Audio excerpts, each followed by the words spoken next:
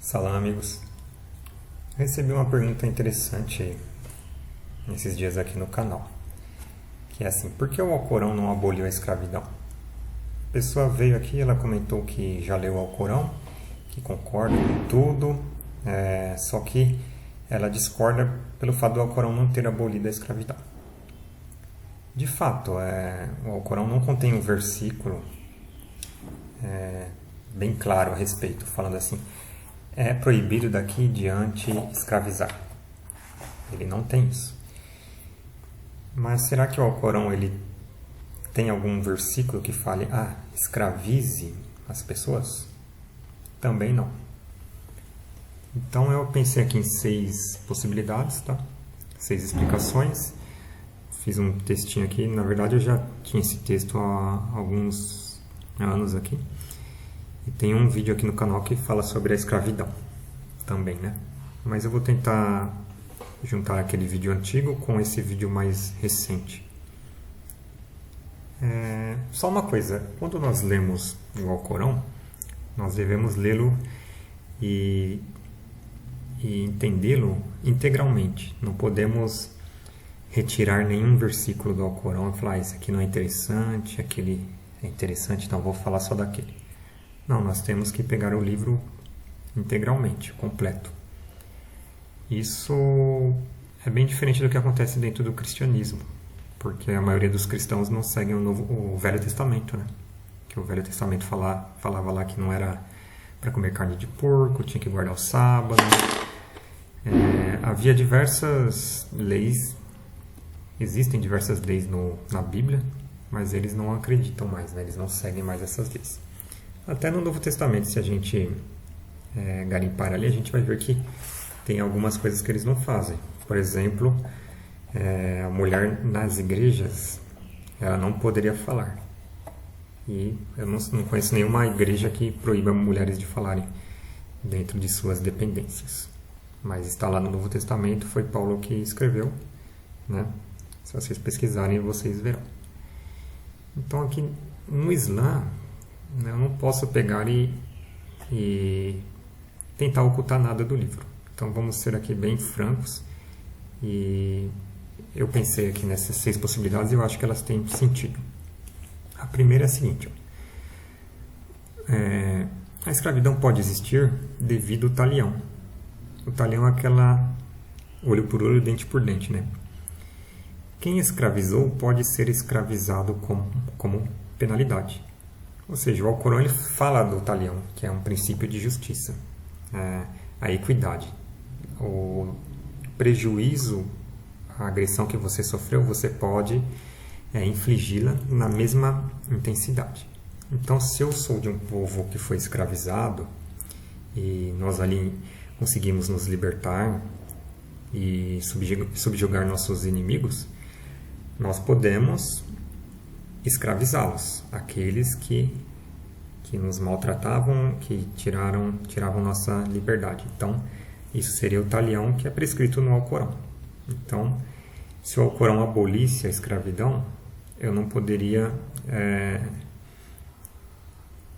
aplicar a justiça ali verdadeira, né? Equitativa, nesse caso de ser um povo recentemente liberto. A segunda razão: escravidão é igual servidão? Então, às vezes nós confundimos, né, a palavra escravidão como algo semelhante à servidão, porque a escravidão ela implica, né, maus tratos. Agora, a servidão ela já é outra coisa. Você subjuga um povo. Por exemplo, aqui eu coloquei as diásporas, que foram as derrotas que alguns povos sofreram durante a história. Por exemplo, as diásporas judaicas. Os judeus perderam batalhas ali e foram enviados para outros povos. Por exemplo, foram para Babilônia, né? E lá na Babilônia eles não foram escravizados, eles eram servos.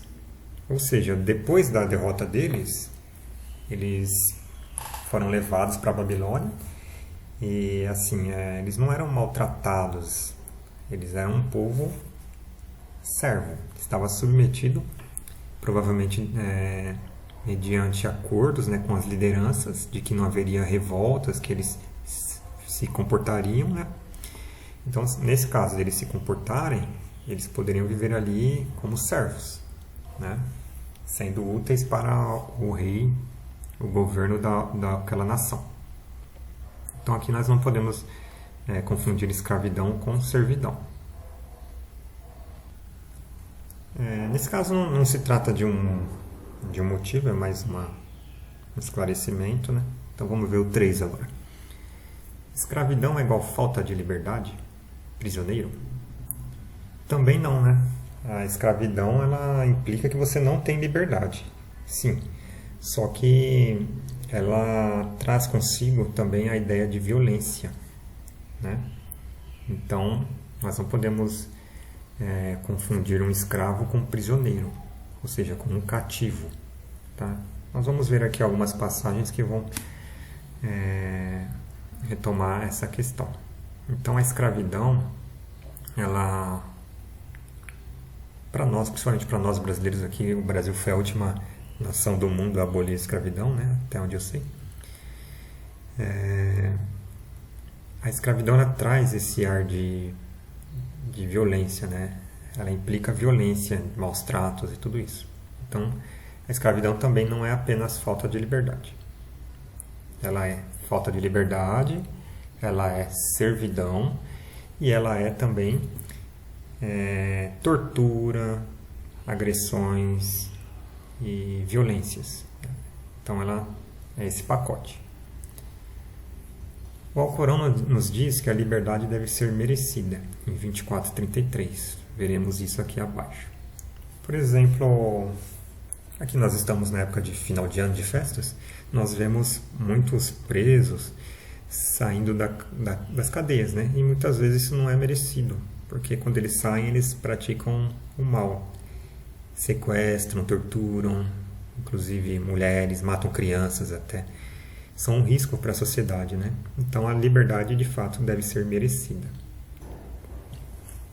A expressão malakat aimanukum, nós vamos ver aqui com detalhes mais abaixo, mas ela às vezes é traduzida como escravos, né? Mas ela significa aquilo que está sobre vosso poder, não? Aquilo que está sob vosso poder, aquilo que está o que possuem as suas destras. Isso pode implicar, aquilo que está sob o nosso poder, pode implicar pessoas indefesas, que estão sob nossa custódia. O Corão cita casos assim, por exemplo, mulheres refugiadas de relações, né, abusivas, versículo 60, o capítulo 60, versículo 10, ele fala disso. Pode implicar também servidão, no caso de empregados, estão sob meu poder ali, né? Sob o meu comando. Então, esse termo, malakat aimanukum, não implica necessariamente escravidão ou maus tratos. 6. E se os genocidas sionistas perdessem a guerra? Por exemplo, nós estamos vendo agora um grande genocídio lá em Gaza. E se, por acaso, o povo de Gaza vencesse as batalhas, né? Não vou nem falar de Hamas, porque eu sou contra também o Hamas, mas um grande levante ali do povo palestino subjugasse os sionistas. Eles poderiam praticar o talião, né? Ou ter misericórdia, aí caberia a eles. Tá? Então, por exemplo, se eles foram aprisionados, torturados e tudo isso, essas pessoas que fizeram isso poderiam ser submetidas a mesma amplitude, a mesmo nível de violência que elas praticaram. Vejamos aqui, ó. A seguir vemos o encorajamento do resgate de cativos como sendo uma virtude, algo bom a ser praticado. 2:177. A virtude não consiste só em que orientais vossos rostos até o levante ou ao poente. A verdadeira virtude é de quem acredita em Deus, no dia do juízo final, nos anjos, no livro e nos profetas, e de quem distribui seus bens em caridade por amor a Deus. Então, isso aqui são todas as virtudes. Entre parentes, órfãos, necessitados, viajantes, mendigos e em resgate de cativos. Então, aqui o Alcorão fala que resgatar prisioneiros é algo bom, é uma virtude. Então, o Alcorão ele não encoraja o aprisionamento de pessoas, a não ser salvo aquela observação do talião, né, que nós começamos falando. Portanto, o Islã promove a liberdade. Mostremos mais alguns trechos semelhantes. Então aqui, gente, nesse versículo, lógico que eu não vou pagar uma fiança de um marginal, um cara do PCC, um vagabundo, né, qualquer. Eu vou resgatar uma pessoa que eu acredito que seja inocente ou que tenha se arrependido de fato. Vejamos aqui então mais alguns trechos. 4,92. Não é dado a um fiel matar outro fiel, salvo involuntariamente. Então, um acidente pode acontecer isso, né? E quem por engano matar um fiel deverá libertar um escravo. Então aqui está falando, ó, você tem que... Apesar que essa tradução aqui, ó, dessa raiz, ra-ka-ba, tem uma observação aqui, né? Ó. Dá uma olhadinha. Tem uma nota de rodapé. As ocorrências da raiz ra-kaf-ba têm como significados pacto, espera, observante de um pacto, eu acredito, que seria no caso Allah, subhanahu wa ta'ala, pescoço, escravo, respeitar os laços. Então aqui a ideia de pescoço, escravo, alguém que está preso, né, pelo pescoço, alguma coisa mais rudimentar. A palavra ela ganhou essa conotação de a pessoa presa, né, acorrentada. Eu acho que seria o mais... Agora, escravo já é questionável. Eu acredito que a tradução mais correta seria cativo, um prisioneiro. Então aqui, se você matar um fiel, um crente, por engano, você tem que libertar um prisioneiro e pagar a compensação à família do morto, a não ser que essa disponha e perdoe, né? E se a vítima for fiel de um povo adversário do vosso, impõe-se a libertação de um prisioneiro. Então, você tem lá um povo adversário e eu tenho um prisioneiro, eu liberto esse prisioneiro.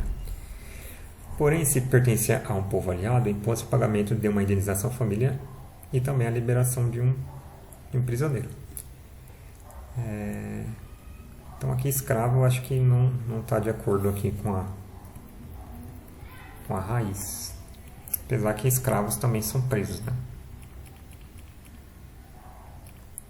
Então, talvez possa ser escravo também, mas eu acho que a expressão cativa ela é mais abrangente, porque alguns cativos estão submetidos a trabalhos forçados e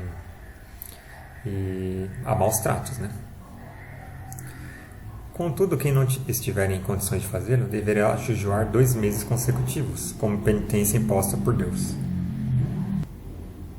porque Ele é sapiente e prudentíssimo. 5,89. Deus não vos reprova por vossos inintencionais juramentos fúteis, porém recrimina-vos por vossos deliberados juramentos, cuja expiação consistirá em alimentar 10 necessitados da maneira ou no meio termo como alimentais a vossa própria família. Então aqui da mesma maneira, né? Como eu alimento minha própria família nesse entremeio.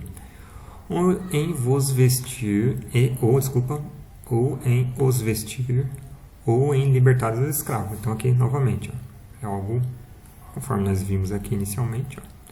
Portanto, o Islã promove a liberdade. Mostremos mais alguns trechos semelhantes. Então aqui ele está falando libertar um escravo, um cativo. Então o Corão encoraja, né, a liberdade. Contudo, quem carecer de recursos, então ali é quem não tiver jejuará 3 dias. 9,60. As esmolas são tão somente para os pobres, para os necessitados, para os funcionários empregados em sua administração, para aqueles cujos corações têm de ser conquistados para a redenção dos escravos. Desculpa, aqui eu tenho uma vírgula, né? Então, aqui para aqueles cujos corações têm de ser conquistados e a redenção dos escravos cativos, né? Etc. Então, aqui mais uma parte que fala redenção dos escravos.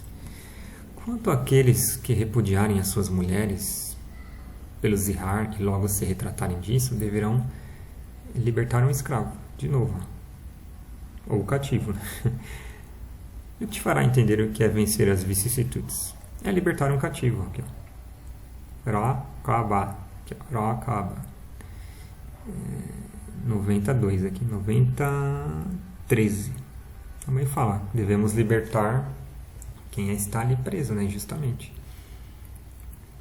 Outra raiz com significado semelhante é Ain Badal, que pode indicar adoração, servidão e escravidão. A maioria das ocorrências aparece no sentido de servos de Allah, Abdullah, né? A seguir, podemos confrontar a palavra livre com essa raiz, né, que foi traduzida como escravo, para afirmar, sob o aspecto de antagonismo, que existe ausência de liberdade. Então, aqui, ó, em alguns trechos, essa raiz ela é utilizada, né? E ela está em antagonismo com... Quer dizer, ela está significando ausência de liberdade. 2178. Ó fiéis, está-vos preceituado talião para homicídio, livre por livre, escravo por escravo. Então aqui, ó, aqui ele está falando de livre. Então aqui, ó, escravo indica aquele que não é livre. Então essa raiz ela implica aqui nesse versículo a falta de liberdade. Lembrando que inicialmente nós falamos, né, que o escravo ele tem 3 coisas, né? Ele não tem liberdade, sofre maus tratos e tem que trabalhar. Trabalhos forçados, né? Então aqui, ó, escravo é uma pessoa que está presa. Aqui é mais interessante esse trecho aqui que ele fala: mas se o irmão do morto perdoar o assassino, deveis indenizá-lo espontânea e voluntariamente. Então aqui o Alcorão ele diz que podemos perdoar até um assassino, né? No discurso dos egípcios sobre a escravização do povo de Moisés, vemos 23:47. E disseram: como havemos de crer em 2 homens como nós, cujo povo nos está submetido? Então aqui, essa raiz ela já tem essa questão da submissão, né? Servidão. Acima vemos a mesma raiz de 2,178, assim como no seguinte versículo, que cita uma fala de Moisés. E esta é uma graça que me cobre os haveres escravizado aos filhos de Israel. Então aqui falando dos israelitas, né? Eles eram aqui, ó, eles eram essa raiz aqui, ó.